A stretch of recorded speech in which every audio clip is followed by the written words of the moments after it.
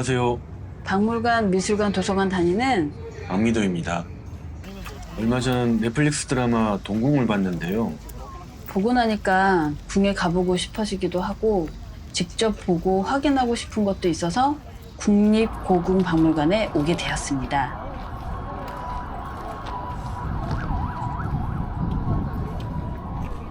경복궁은 자주 왔었는데요. 가까이에 있는 국립고궁박물관은 처음입니다. 국립고궁박물관은 주로 조선 왕실과 대한제국 황실의 유물을 보존 전시하는 곳이에요. 지하 1층 상설 전시부터 둘러보면서 동궁에서 봤던 유물이나 오브제 등에 대해서 이야기를 나눠보게 될 것 같습니다.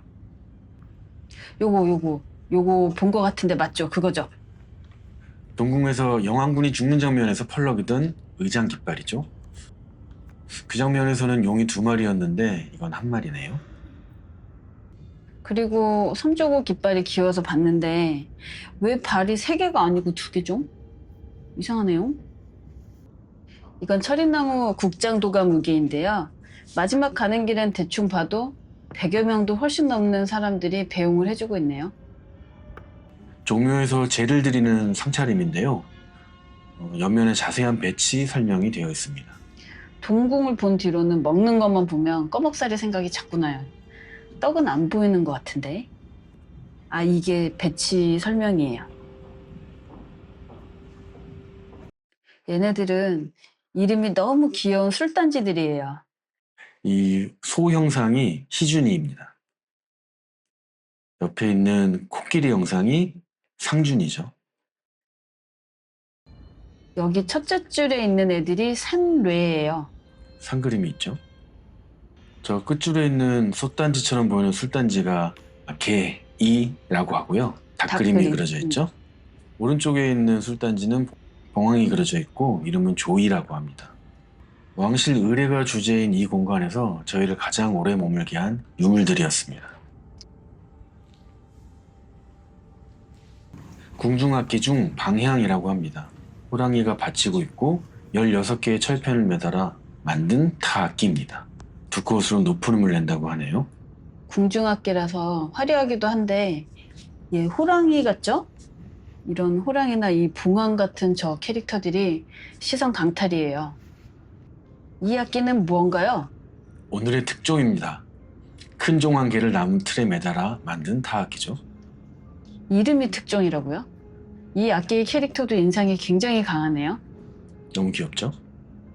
어? 네, 어입니다.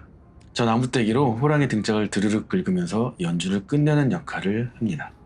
이제 이 캐릭터도 저 눈빛이 너무 시선 강탈인. 아, 저 미소가 정말 발군이죠.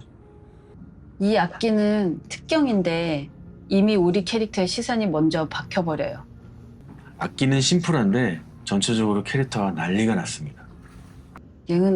얘도 봉황인가요? 네, 봉황이죠. 봉황도 이쁘다. 위에 있는 새 3마리는 다 공작입니다. 얘가 더 난리 났네. 네, 너무 다팔을 대고 귀엽다. 소리 지르고 있죠. 너무 귀여워요. 상준이 도장 찍고 과학관으로 이동할게요. 조선은 건국 초부터 천문학 정비를 위해 힘을 많이 쏟았습니다. 태종 때 천문도인 천상열차 분야 지도를 각석으로 만들어서 조선의 건국이 하늘의 뜻임을 천명했고요. 세종 때에는 다양한 천문회기가 제작되고 천문 서적이 발간되었습니다.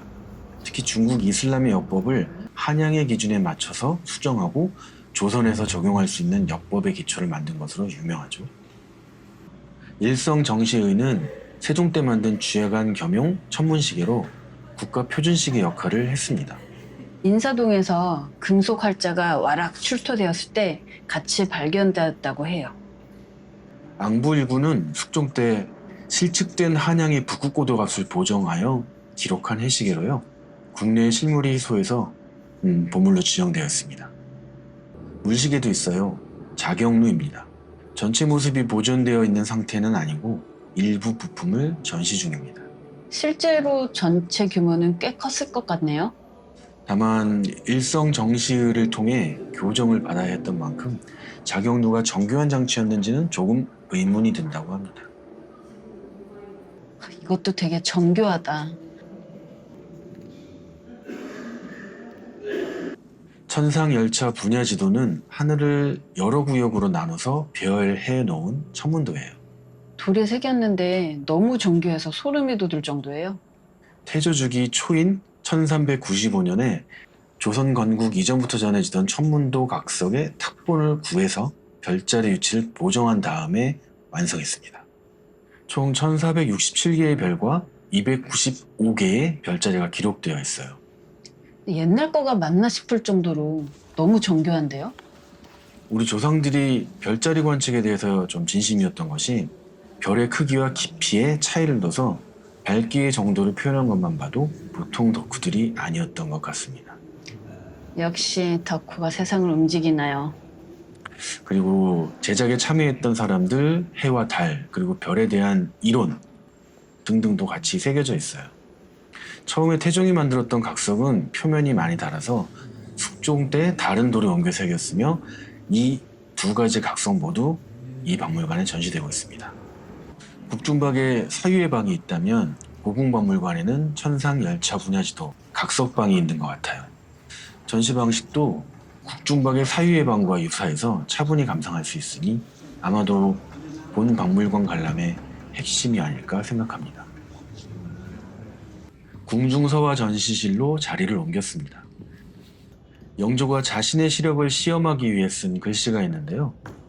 누구를 위한 무엇을 위한 테스트인지 감도 안 오는데요. 너무 작아요, 글씨가. 놓아놓으신 것 같은데? 그리고 영조께서는 또 다른 글씨도 쓰셨는데요. 착한 일을 해라. 즉 바르게 살자. 좀 빡빡하시네. 이제 1층으로 이동합니다. 고종이 타던 어차가 전시되어 있어요. 고종은 전기, 상수도, 자동차 등 신문물을 받아들이는데 좀 적극적이었던 것 같아요.